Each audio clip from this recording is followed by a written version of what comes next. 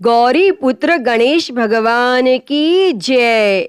श्री लक्ष्मी नारायण भगवान की जय।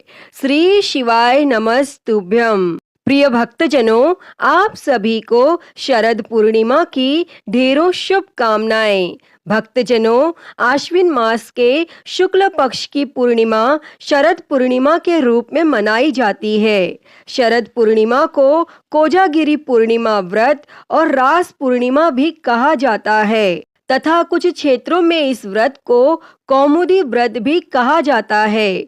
शरद पूर्णिमा पर चंद्रमा व भगवान विष्णु का पूजन कर व्रत कथा पढ़ी जाती है अथवा सुनी जाती है।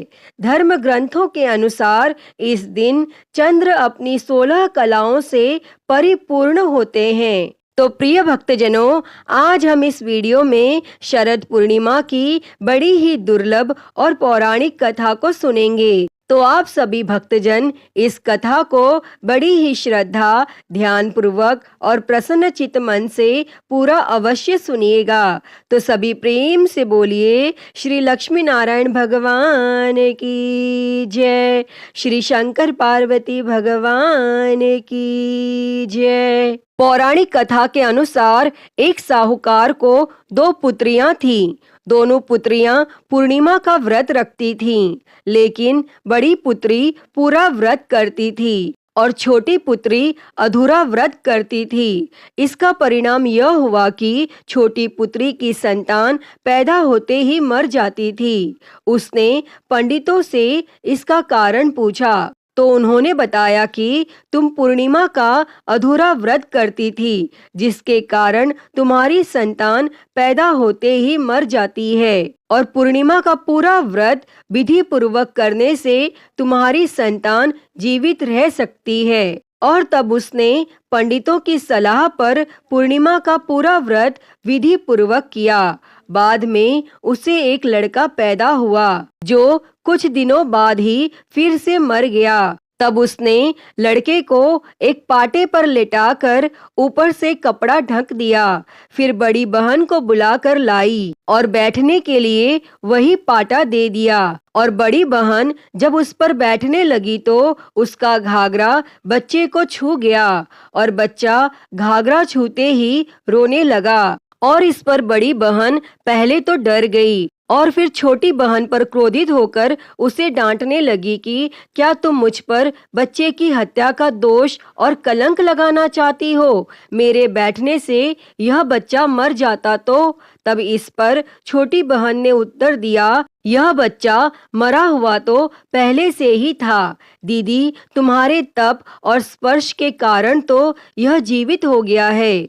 पूर्णिमा के दिन जो तुम व्रत और तप किया करती हो, उसके कारण तुम दिव्य तेज से परिपूर्ण और पवित्र हो गई हो। अब मैं तुम्हारी ही तरह व्रत और पूजन करूंगी। इसके बाद छोटी बहन ने भी पूर्णिमा का व्रत विधि विधान से किया और इस व्रत के महत्व और फल का पूरे नगर में प्रचार किया। जिस प्रकार माँ लक्ष्मी जी और भगवान विष्णु जी ने साहूकार की बेटी की कामना पूर्ण करके सौभाग्य प्रदान किया, वैसे ही इस कथा को कहते, सुनते और हुंकारा भरते सभी पर भी कृपा करना। तो सभी प्रेम से बोलिए भगवान श्री लक्ष्मी नारायण जी की जय।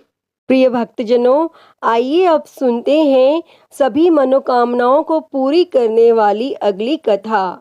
द्वापर युग में यशोदा माँ ने भगवान श्री कृष्ण से कहा, हे कृष्ण, तुम सारे संसार के उत्पन्न करता, पालनहारी और संहार करता हो। आज मुझे कोई ऐसा व्रत बताओ जिसको करने से मृत्यु लोक में भी स्त्रियों को विधवा होने का भय न रहे तथा यह व्रत सभी मनुष्यों की मनोकामना पूर्ण करने वाला हो। तब भगवान श्री कृष्ण कहने लगे, हे माता, तुमने अति सुंदर प्रश्न किया है। मैं तुम्हें ऐसे एक व्रत के बारे में विस्तार से बताता हूँ। सौभाग्य की प्राप्ति के लिए स्त्रियों को 32 पूर्णिमा व्रत करना चाहिए। इस व्रत को करने से स्त्रियों को सौभाग्य की प्राप्ति होती है। यह व्रत अत्यंत सौभाग्य देने वाला और भगवान शिव के प्रति भक्ति को बढ़ाने वाला है। तब यशोदा जी कहने लगी, हे कृष्ण, प्रथम इस व्रत को मृत्यु लोक में किसने किया था और इसके विषय में विस्तार से मुझे बताओ। तब भगवान श्री कृष्ण कहने लगे, इस भूमंडल पर अनेक प्रकार के रत्नों से परिपूर्ण कांतिका नाम की एक नगरी थी। वहाँ चंद्रहास्य नामक राजा राज्य करता था और उसी नगर में धनेश्वर नाम का एक ब्राह्मण रहता था और उसकी पत्नी सुशीला अति रूपवती थी। दोनों ही उस नगरी में बड़े प्रेम से रहते थे। घर में धन धान्य आदि की कोई कमी नहीं थी, परंतु उनको बहुत बड़ा दुख था कि उनकी कोई संतान नहीं है। एक समय एक बड़ा योगी उस नगरी में आया। वह योगी उस ब्राह्मण के घर को छोड़कर अन्य सभी घरों से भिक्षा लेकर भोजन किया करता था। वह रूपवती से कभी भिक्षा नहीं लेता था। एक दिन वह योगी रूपवती से भिक्षा न लेकर किसी अन्य घर से भिक्षा लेकर गंगा किनारे जाकर भिक्षण को प्रेम पूर्वक ग्रहण करने लगा कि तब धनेश्वर ने योगी का यह सब कार्य देख लिया और अपनी भिक्षा के अनादर से दुखी होकर धनेश्वर योगी से बोला, हे महात्मन, आप सब घरों से भिक्षा लेते हैं, परंतु आप मेरे घर की भिक्षा कभी नहीं लेते, इसका क्या कारण है? तब योगी ने कहा, निसंतान घर की भीख पतितों के अन्न के तुल्य होती है और जो पतितों का अन्न खाता है वह भी पतित हो जाता है। क्योंकि तुम निसंतान हो, इसीलिए पतित हो जाने के भय से मैं तुम्हारे घर की भिक्षा नहीं लेता। तब धनेश्वर योगी की यह बात सुनकर बहुत दुखी हुआ और हाथ जोड़कर योगी के पैरों में गिर गया और कहने लगा, हे महाराज, यदि ऐसा है तो आप पुत्र प्राप्ति का कोई उपाय बताइए। आप सर्वज्ञानी हैं, मुझ पर कृपा कीजिए। हे भगवान, मेरे घर में धन की कोई कमी नहीं है, परंतु मैं पुत्र न होने के कारण अत्यंत दुखी हूँ। आप मेरे इस दुख का हरण करें, आप सामर्थ्यवान हैं। तब यह सुनकर योगी कहने लगे, हे ब्राह्मण, तुम चंडी की आराधना करो। और फिर घर आकर उसने अपनी पत्नी से सब वेदांत कहा और स्वयं तप करने के लिए वन में चला गया और वन में जाकर उसने चंडी की उपासना की तथा उपवास किए। तब माता चंडी ने 16वें दिन उसको स्वप्न में दर्शन दिया और कहा, हे धनेश्वर, जा, तेरे घर पुत्र होगा, परंतु वह 16 वर्ष की आयु में ही मृत्यु को प्राप्त हो जाएगा। यदि तुम दोनों पति पत्नी 32 पूर्णमासियों का व्रत विधि पूर्वक करोगे तो वह दीर्घायु हो जाएगा। जितनी तुम्हारी सामर्थ्य हो, आटे के दिए बनाकर शिवजी भगवान का पूजन करना, परंतु पूर्णमासी के व्रत 32 होने चाहिए।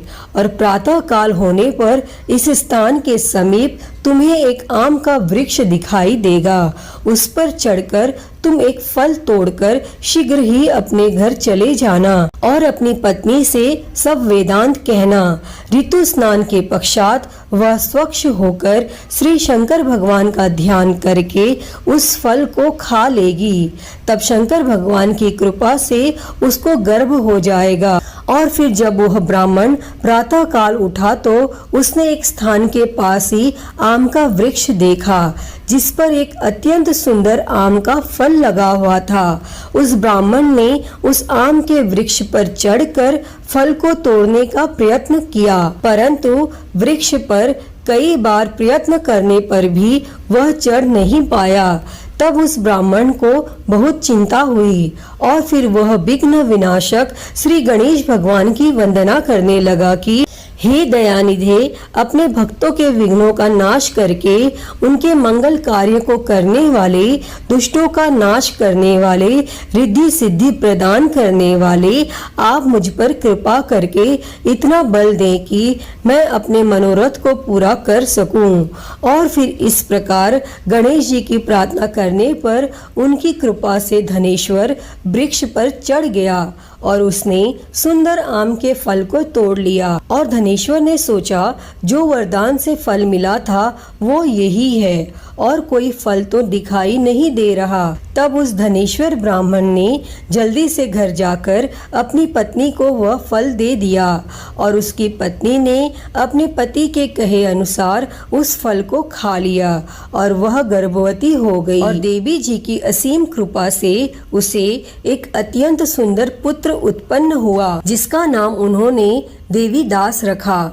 माता पिता के हर्ष और शोक के साथ वह बालक शुक्ल पक्ष के चंद्रमा के भांति अपने पिता के घर में बड़ा होने लगा और माँ भवानी की कृपा से वह बालक बहुत ही सुंदर, सुशील और विद्या पढ़ने में बहुत ही निपुण हो गया। तब माता दुर्गा जी के आज्ञा अनुसार उसकी माता ने 32 पूर्णमासी का व्रत रखना आरंभ कर दिया, जिससे उसका पुत्र बड़ी आयु वाला हो जाए। और 16वां वर्ष लगते ही देवीदास के माता पिता को बड़ी चिंता हो गई कि कहीं उनके पुत्र की इस वर्ष में मृत्यु न हो जाए। इसीलिए उन्होंने अपने मन में विचार किया कि यदि यह दुर्घटना उनके सामने हो गई तो वो कैसे सहन करेंगे। इसीलिए उन्होंने देवीदास के मामा को बुलाया और कहा, हमारी एक बहुत बड़ी इच्छा है कि देवीदास 1 वर्ष तक काशी में जाकर विद्या का अध्ययन करे और उसको अकेला भी नहीं छोड़ना चाहिए। इसीलिए साथ में तुम चले जाओ और 1 वर्ष के पश्चात इसको वापस ले आना। तब सब प्रबंध करके उसके माता पिता ने काशी जाने के लिए देवीदास को एक घोड़े पर बिठाकर उसके मामा के साथ भेज दिया। परंतु यह बात उसके मामा या किसी और को नहीं बताई। तब धनेश्वर तथा उसकी पत्नी ने अपने पुत्र की मंगल कामना और दीर्घ आयु के लिए माँ भगवती दुर्गा की आराधना और पूर्णमासियों का व्रत करना आरंभ कर दिया। और इस प्रकार बराबर 32 पूर्णमासी के व्रत को उन्होंने पूरा किया।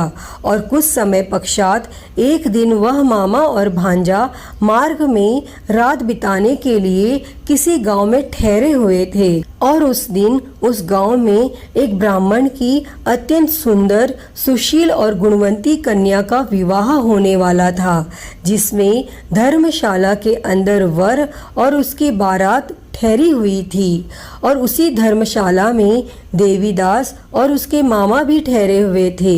संयोगवश कन्या को तेल आदि चढ़ाकर मंडप आदि का कार्य किया गया तो लग्न के समय वर को धनुर्वात हो गया। इसीलिए वर के पिता ने अपने कुटुंबियों से विमर्श करके यह निश्चय किया कि यह देवीदास मेरे पुत्र जैसा ही सुंदर है और मैं इसके साथ ही लग्न करवा दूं और बाद में विवाह के अन्य कार्य मेरे लड़के के साथ हो जाएंगे। ऐसा सोचकर देवीदास के मामा से जाकर बोला कि तुम थोड़ी देर के लिए अपना भांजा हमें दे दो, जिससे विवाह के लग्न का सब कार्य सुचारू रूप से हो सके। तब देवीदास का मामा कहने लगा, जो कुछ भी वधू पक्ष से कन्यादान के समय वर को मिले वह सब हमें दे दिया जाए तो मेरा भांजा इस बारात का दूल्हा बन जाएगा। फिर यह बात वर के पिता ने स्वीकार कर लेने पर उसने अपना भांजा वर बनने के लिए भेज दिया और उसके साथ सब विवाह कार्य विधि पूर्वक संपन्न हो गए। और पत्नी के साथ वह भोजन करने लगा तो अपने मन में सोचने लगा कि न जाने यह किसकी स्त्री होगी। और वह एकांत में यही सोच सोचकर श्वास छोड़ने लगा और उसकी आंखों में आंसू भी आ गए। तब लड़की ने पूछा, क्या बात है, आप इतने उदासीन व दुखी क्यों हो रहे हैं? तब उसने सब बातें जो कि वर के पिता और उसके मामा में हुई थी लड़की को बता दी। तब कन्या कहने लगी, यह ब्रह्म विवाह के विपरीत कैसे हो सकता है? देव, ब्राह्मण और अग्नि के सामने मैंने आपको ही अपना पति माना है, इसीलिए आप ही मेरे पति हैं और मैं आपकी ही पत्नी रहूंगी, अन्य किसी की कदापि नहीं। तब देवीदास ने कहा, ऐसा मत करिए, क्योंकि मेरी आयु बहुत कम है और मेरे पश्चात आपकी क्या गति होगी, इन बातों को अच्छी तरह विचार कर लो। परंतु वह दृढ़ विचारों वाली लड़की थी। वह बोली, जो आपकी गति होगी वही मेरी गति होगी। हे स्वामी, आप उठिए और भोजन कीजिए, आप निश्चय ही भूखे होंगे।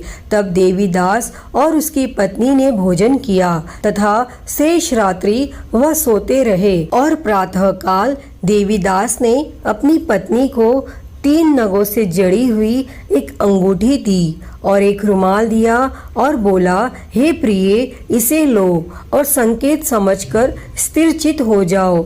मेरा मरण और जीवन जानने के लिए एक पुष्प वाटिका बना लो और उसमें सुगंधित वाली एक नवमल्लिका लगाओ और उसको प्रतिदिन जल से सिंचा करो और आनंद के साथ खेलो कूदो और उत्सव मनाओ।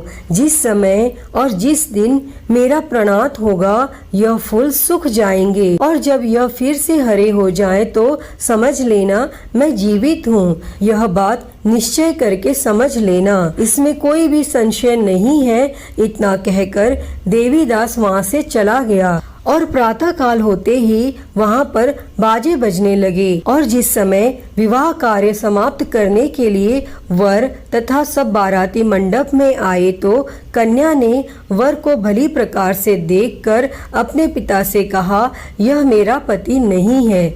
मेरा पति वही है जिसके साथ रात्रि में मेरा पानी ग्रहण हुआ था। इसके साथ मेरा विवाह नहीं हुआ। यदि यह वही पुरुष है तो बताए कि मैंने इसको क्या दिया।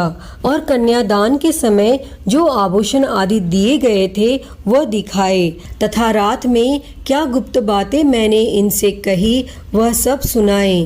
तब पिता ने उसके कहे अनुसार वर को बुलाया। कन्या की यह सब बातें सुनकर वह कहने लगे, मैं कुछ भी नहीं जानता। और इसके पश्चात लज्जित होकर वह अपना छोटा सा मुंह लेकर चला गया और सारी बारात भी अपमानित होकर वहां से लौट गई। तब भगवान श्री कृष्ण बोले, हे माता, इस प्रकार देवीदास काशी विद्यार्थन के लिए चला गया। और कुछ समय बीत गया तो काल से प्रेरित होकर एक सर्प रात्रि के समय उसको डसने के लिए वहां पर आया और उस विषधर के प्रभाव से उसके शयन का स्थान चारों ओर से विष की ज्वाला में विषैला हो गया, परंतु व्रत के प्रभाव से उसको काट नहीं पाया, क्योंकि पहले ही उसकी माता ने 32 पूर्णमासी का व्रत रखा था। फिर इसके बाद मध्याह्न के समय स्वयं काल वहां आया और उसके शरीर से प्राणों को निकालने का प्रयत्न करने लगा, जिससे वह मूर्छित होकर पृथ्वी पर गिर गया। और उसी समय माता पार्वती के साथ भगवान शंकर वहां आ गए और उसको मूर्छित दशा में देखकर माता पार्वती जी ने शंकर भगवान से प्रार्थना की कि हे महाराज, इस बालक की माता ने पहले ही 32 पूर्णिमा का व्रत पूरा किया था, जिसके प्रभाव से आप इसको प्राणदान दे।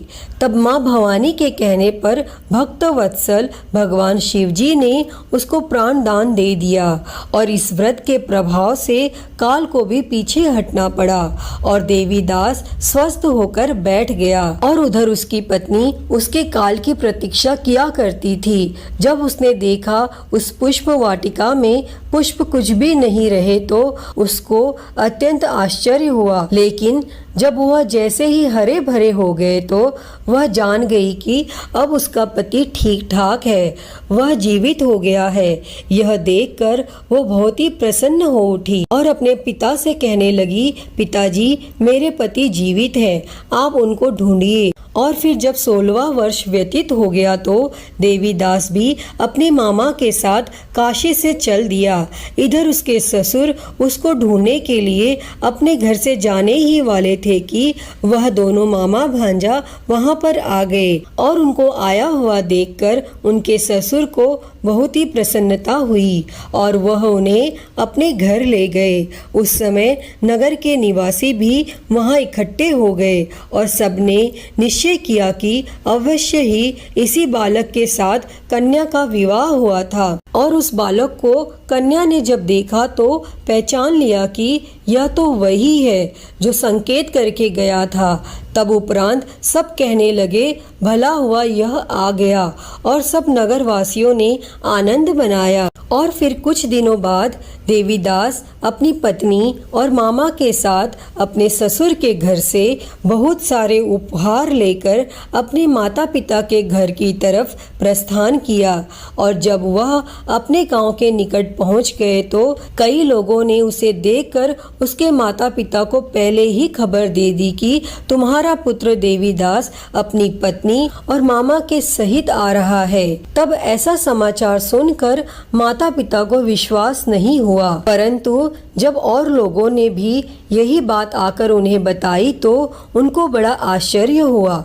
लेकिन थोड़ी देर में देवीदास ने आकर अपने माता पिता के चरणों में अपना सर रख कर प्रणाम किया और उसकी पत्नी ने अपने सास ससुर के चरणों को स्पर्श किया तो माता पिता ने अपने पुत्र और पुत्र वधू को हृदय से लगा लिया और दोनों की आंखों में प्रेम अश्रु बह चले और अपने पुत्र तथा पुत्र वधू के आने की खुशी में धनेश्वर ने बड़ा ही भारी उत्सव किया और ब्राह्मणों को दान दक्षिणा देकर प्रसन्न किया। तब भगवान श्री कृष्ण कहने लगे, इस प्रकार धनेश्वर 32 पूर्णमासियों के व्रत के प्रभाव से पुत्रवान हो गया। और जो भी स्त्रियां 32 पूर्णमासी के व्रत को करती हैं वे जन्म जन्मांतर में वैधव्य का दुख नहीं भोगती और सदैव सौभाग्यवती रहती हैं। हे भगवान, इस कथा को कहते सुनते और हुंकारा भरते पर सदैव अपनी कृपा बनाए रखना। तो बोलिए गणेश जी भगवान की जय, उमापति महादेव की जय, श्री लक्ष्मी नारायण भगवान की जय। प्रिय भक्तजनों, तो मैं उम्मीद करती हूँ कि आपको आज की यह कथा पसंद आई होगी और अगर वीडियो अच्छी लगी हो तो इसे लाइक करें, ज़्यादा से ज़्यादा शेयर करें और कमेंट बॉक्स में श्री लक्ष्मी नारायण भगवान की जय लिखना ना भूलें और महाकाल भक्ति ज्ञान चैनल को सब्सक्राइब कर नोटिफिकेशन बेल को ज़रूर ऑन कर लें। हर हर महादेव। धन्यवाद।